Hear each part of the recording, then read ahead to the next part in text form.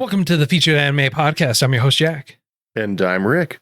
And today we are talking about Appleseed, which was a random choice by yours truly. Random indeed. Indeed. But before we dive into that, if you want to help support us, help us grow, and hear some of the pre and post show content that we usually will do with every episode, current and the next couple episodes excluded for a variety of reasons. If you want to catch part of those conversations or anything like that, feel free to join us at patreon.com/featured anime podcast. $1 a month will get you access to bonus content and more. And if you want us to help support us through other means, you can go to shop.featuredanimepodcast.com, buy yourself some swanky swag, or you can join us, hang out with us or anything like that when we do live stream. We live stream on twitch.tv/featured anime podcast. We give a shout out or let you all know, ping you whenever we do go live on our Discord, and a link for that is in the show notes. And if you want to help support us and buy yourself some nice tasty treats, you can use our affiliate link for Tokyo Treat and use coupon code Featured Anime to get $5 off that first box. Yes, if you use that affiliate link with coupon code Featured Anime, you get $5 off that first box, and it helps support us. And now onto the meat and potatoes. Appleseed, this one anyways, is an OVA. It came out in April 1988. Producers for it are Bandai Visual, TBS, Movic, just to name a couple. Studio for it is Gainax. It's based off of a manga. The genre is action, sci-fi, mecha, and military. And it ran for just over an hour. It was like an hour and some change. And that's largely it. Well, I mean, what I would say about this is it's very reminiscent of a buddy cop kind of situation. I wasn't really expecting it to be any kind of good. It really wasn't any kind of good, to be perfectly honest. But it's what you would expect. It's what you would expect in. It's what you'd expect in a buddy cop movie. In all honesty, I mean, like it is 100% just that. Like there is no ifs, ands, or buts about it. It is purely a buddy cop, futuristic, cyberpunk style movie, and they do kind of go into a background theme for it. They kind of like give you some information and let you know, like, hey, this is what's going on, and this is like the world's desolate outside. People aren't surviving as much or anything like that, and then you find out, oh, there's like these bio droids and everything like that are happening. And then you have people that are also like mostly cybernetics or largely cybernetic and everything else kind of going along with it. And so you're kind of just like, all right, so this is a futuristic society. You have people that are robots-esque, cyborgs, you could say, real. Yeah, and then you have others that are kind of born as a robot, made, grown, I would say. Okay. Like one of our primary characters that made it seem like they were more important than they actually were. And what I mean by that is this character, I forget what her name is. Which one? The bio girl. The one that they're like, oh, you could just kill and remake her. We can make plenty of her. Hitomi or something like that? Hitomi. Yes, Hitomi. Yes. Hitomi, yeah. Yes. So basically what happens is she's described and portrayed as this beauty that is second to none, that captivates two or three of our characters, who's a good friend, who's a good this, who's a good that.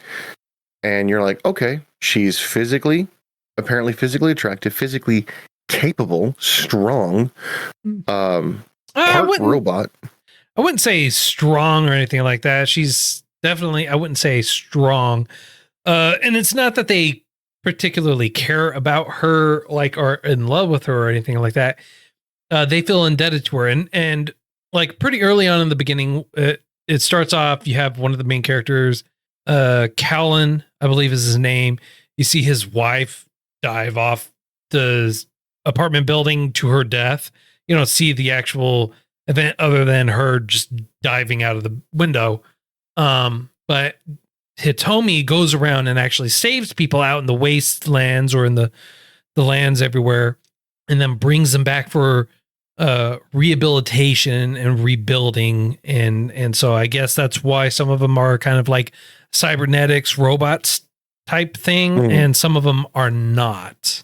Well, I thought it was an economic thing because it seemed like one of our main characters, I thought this guy was pure robot, just flat out. He's got a robot head, robot ears, robot arms, but apparently can get shot in the knee and bleed out of his knee. And blood he or eats. grease, I'm not quite sure. And in his stomach. Well, he also eats too. Don't forget. Yeah, he also eats somehow. He has a little mouth. Yeah, but it looks like you can purchase upgrades, for lack of a better way to put it. And these upgrades do not affect your personality, your psyche, have nothing to alter in any way, shape, or form who you are. So there's never a question of, if I become too much of a machine, am I still me?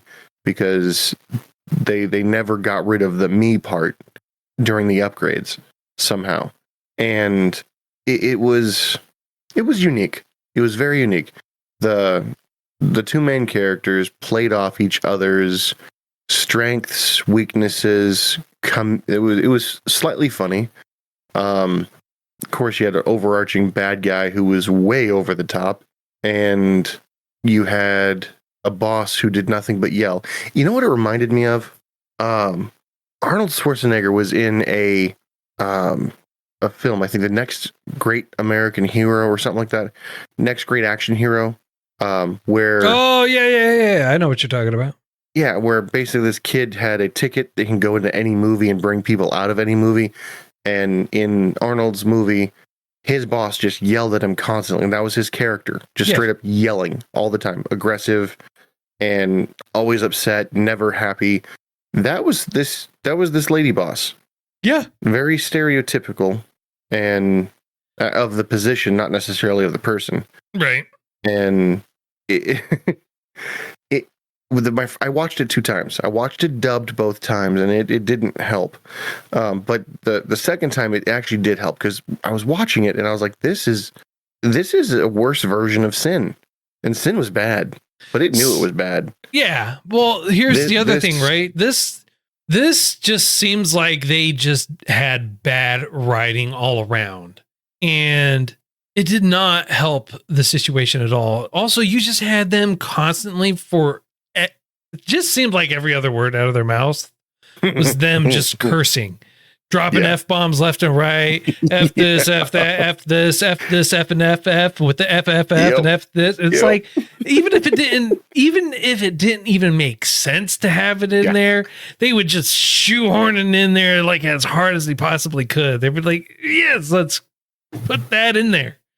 And it's like, but this has no, what? Like, who talks like that? Anything. It didn't add anything except syllables. You know what? I'll tell you this right now. When it was happening, it made me think of that SpongeBob episode. It's what is it? Language enhancers. Oh, maybe their lips were tingling from it. That's why they kept dropping the F-bombs. They were just cursing left and right. It's like, oh, sweet baby Jesus. What is going on here? The language. So this really wasn't that great of a. I mean, like, it wasn't a great movie. It was pretty bad. The animation. I mean, like, okay, you think 88. Oh, the anime. You can't judge it too harshly, man. It's from 1988. I mean, like, also in 1988, you had Akira come out. So I rightfully so can judge it as hard as I want to be. Here, no, you can't. You can't. Yes. And here's why you can't. Why? Akira was genre changing. It was, unless Akira came out like in the early year and people were cross-referencing and stuff like that. But Akira changed animation. You can't tell me it didn't. It changed storytelling. It changed the skit. Akira is a classic. It is. If you haven't seen it, I Hat highly Labor, recommend it. Hat Labor came out before this. Gundams even came out before this, and it was better than this. So I totally can. I can't really say anything. Okay, so let me just like you could use other examples, but like Akira was revolutionary in its thing. So, but yeah, Gundam definitely better than this. Again, they didn't have a really good storyline. They didn't really pay too many animators, I don't think. Let's see. Maybe? Like they could have. They could have changed 2 or 3 things and make everything fit. But again, my first watch, I was not happy with it at all. The second watch made me realize it was, again, like I told you before, a buddy cop movie. The ending was super ambiguous. There was no good feeling out of it like you would normally have out of an, like, I'm glad I did that. No, it was just another day, another problem, another day, another this. Yeah. Well, I feel like this crime on to the next. Right. I feel like it leaned way too heavily into it. Right. It leaned really heavy into it. Right. That whole buddy cop thing mentality. And then on top of that, you were kind of given a direction as to what they were doing. But when they went and did the stuff, it still didn't make sense. Right? Yeah. Well, I mean, again, if you were to take Kindergarten Cop, let's say, and animate it, you would have a very similar premise to this. You'd have not premise, but very similar result to this. It doesn't make sense without charismatic actors, without intriguing writing. It doesn't. It didn't give you any lasting feelings that you're happy you watched it. And a lot of the driving forces are very foreign. Like they had some really awesome ideas. Like there was a cop who turned bad. Karen, I think his name was. Callan. Callan. Okay. So Callan turned bad because he thought, for some weird reason, for reasons unknown of the specifics, he turned bad and went on a terrorist organization because he felt that the city was too high tech, and that if it goes high tech completely, people will become obsolete, they'll become lazy, and they'll become controlled pets more than anything else. And I'm like, okay, cool. That's a great storyline. That's a great plot point. Well, no, now they did a whole bunch of other stuff that turned out to be inconsequential in the grander scheme of things. They did like A, B, C, D, and E, and the movie would not have changed if they didn't do A, B, C, D. If they just went from A to E, the movie would not change. No death happened that wouldn't have happened anyway. Right. No catastrophe happened. It's like the Indiana Jones thing. If Indiana Jones wasn't there, nothing would change in the movie. So, like, it's plot driver. I mean, honestly, that's all it was too. He was. India. I would like to point out, I'm a huge fan of Indiana Jones. I love watching this. I'll watch him 100 times over. But anyway, off topic, I know. But here, it didn't really seem like there were any consequences to anybody's actions. Because there wasn't. There wasn't. Here's the other thing that I had a problem with, right? They, aside from the fact that no one had any consequences, you had during like their montage scene or whatever it was, like I get it. She was trying to be, a tough cop, whatever type thing for Duanan, I think is her name, the main girl, right? Yeah. Okay. Like she sticks her finger at all the guys, just starts yelling out, bang, bang, bang, bang, bang, bang, bang, bang, bang. And they start running away. It's like, what the heck is that supposed to do with anything? And number one, number two, they're running around in their normal clothes, flashing a badge everywhere they're going. I mean, like and then they run into another cop that's also flashing a badge against them. It's like, at what point, why did you just were they just going up to like random people pulling their gun and their badge out and be like, yo? And was that cop doing the exact same thing, just randomly going up to people and be like, yo? Yeah.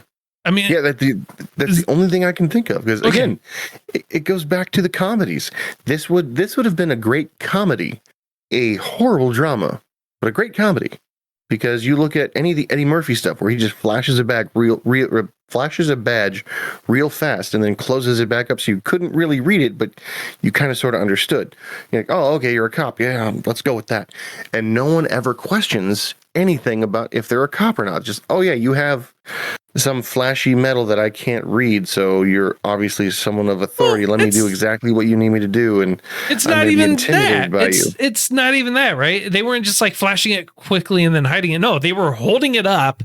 It's plain as day for the longest time with the gun right there next to it too, staring at him. You know, so it's not like they flashed it real quick. It's like, hey, talk to me. It's like they're like running up. They're like, hey, sir, hang on. Pull out their badge. Here's my badge. Running up, pulling out their badge. Okay, say cheese. Now tell me everything you know. Yeah, it's like, one or the other. Be a good cop, or pull your gun out and be like, stop in the name of love. I think that's partially what they did. Is that stop in the name of love. Well, here's the other thing, right? Okay. So you have Mr. Cyborg that's can eat and drink and everything like that. I'm assuming he has to expend the nutrients that are going into his body anyways, right? Okay. Somehow, some way, aside from the miraculous fleshy metal skin that he has. And let's not forget that he has a built-in filter for any poisonous gases. Yep. Because when I'm a cybernetics robot and I see that there's a robot in there or a cyborg in there and it's you know being gassed, I'm going to naturally assume he will be knocked out and act totally surprised at the fact that my sleeping gas didn't work. Not just that. On a cyborg. Not just that. The cyborg who was being piloted by you mean the robot? I keep thinking the robot that was being piloted again by, I want to say Karen, but it's not the Callan. Yeah, you work with the dude. You work with this person. You know. So like you know he's not going to be taken out by that. But hey, you know what? I mean, like, he's not the sharpest tool in the shed. It's an oversight. Yeah. Yeah. And we're not even talking about the bad guy, the baddest dude who has the arguably most aggressive and coolest suit in the world. They've got basically these battle mechs that they're able to put on. And for some reason, only one person has thought, oh, if I take off the armor, I'll be so light, I can dodge. And their very slow mechanical aiming won't be able to catch me. To be fair, right? He said it goes against regulation and you have to hope they don't have armor piercing rounds. And that's why they have the added metal on there to make it, right? So that's why he paid him cash money under the table. So he could be lighter and move faster. However, it apparently wasn't good enough because Cyborg Rabbit and his girlfriend were able to run and catch up to him regardless. Yeah. Even without a modified mech that makes it lighter with lower armor, they were able to outrun and jump over and past the guy while he was sliding for home base. Yeah, I was going to say, not only were they able to catch up, they caught up. Like if you're in a helicopter view, right, and you see a high-speed chase, and now imagine that there are two cars in the high-speed chase. One car is going the speed limit, the other one's going 100. The guy, like Callum, Callan, Callan is going the speed limit, and the people chasing him are going 100 miles an hour. They caught up so fast, it didn't have to refresh the frame. Like, it didn't have to skip scenes when they're caught up. They caught up in the course of, like, 20 yards. Yeah. And you're like, what the? Well, here's the other thing, right? Well, why the big head honcho lady or whatever, right? She has a big issue or problem. It's like they're cops. She knows she sent them basically on this thing to go and catch or find what's happening, right? She knows that they're there. She knows that she sent them out to do a very particular thing, unless I'm misunderstood on why they decided. You're not wrong. Okay.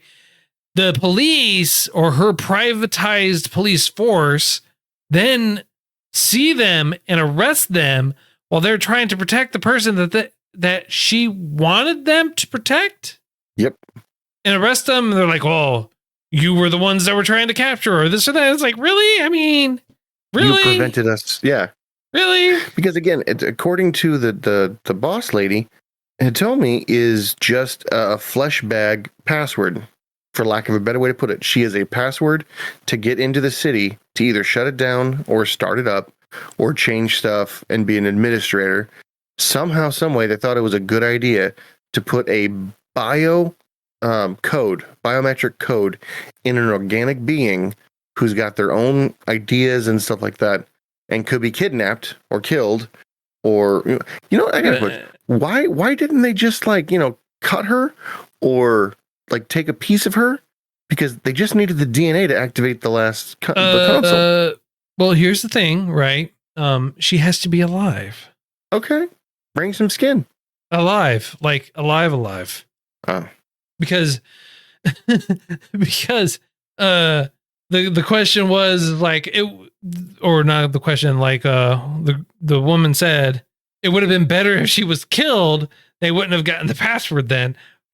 Why her being alive and dead and it being in her DNA matters? I mean, it could be tied to her vitality or her system running, I guess. I don't know. But that's why. That's what I'm going with. We were told. We were told and not shown. Yeah, we were told and not shown. Which happened a lot here. Very, very much. I mean, I don't know. There's just so much wrong with this. It had potential. It could have been funny if they made it. But they tried to make it funny. They tried to make it entertaining. They tried to make what usually goes hand in hand. They tried to make it dramatic, which doesn't usually go well with funny. They tried to make it suspenseful, which really doesn't go well with funny. They tried to make it. They tried to do too much, and they failed on every account. The only they overreached hard. What's weird is they made their mechs look like gorillas. Why? What's the purpose of making the mechs look like gorillas? Yeah, I don't. What's the point of making the mechs gorillas? I don't know. What's the point of hitting Mr. Robot in the face to try to knock him out? He's a freaking robot. Hey, he got knocked out though for a couple of seconds. So obviously the brain that's still in there got rattled around, and that's what happened. All right. Oh yeah. So I mean, he still has a brain, and when he got punched in the head and his brain got knocked around left and right, it knocked him out. Obviously, I mean, you would think you'd be able to make better insulating properties in your brain if you were to upgrade your whole head. I understand what you're saying, sir. I reject your reality and substitute my own, and just know that when our robot overlords take over, they will hear how I am very positive of them. And how right they do everything. And to the overlords, I say that you are 100% correct. I couldn't agree more. Indeed. To everybody else, I go, no. Oh goodness! I don't know, man. Watch this gets pulled up in 100 years, and they're like, they believed. Oh man! All right. Honestly, I know this isn't going to be a long one, but the movie wasn't that long. It was very shallow in substance. I don't have too much more I could really dig in on this, man. How about you? I'm unfortunately about the same. All right. In that case, sir, how about we do a rating? That seems like the next logical step. All right, then. On a scale of up to 10, sir, how would you rate this? 3. Oh. Straight up 3. Okay. I don't recommend it. It's better than Glass Lip. Not by much. The only reason it's not a 2 is on my second viewing, which I shouldn't have had. It clicked that this is an old style buddy cop movie. it should have been humorous instead of what it was. Okay. So. All right. And you? I'm gonna give it a 2. Really? Animation, yeah, I'm gonna give it a 2. Animation wasn't that great. The artwork in general for it wasn't that great. The dialogue was poorly done. The flavor text that they added to everything, the language enhancers that they chose to use every other word did not work well.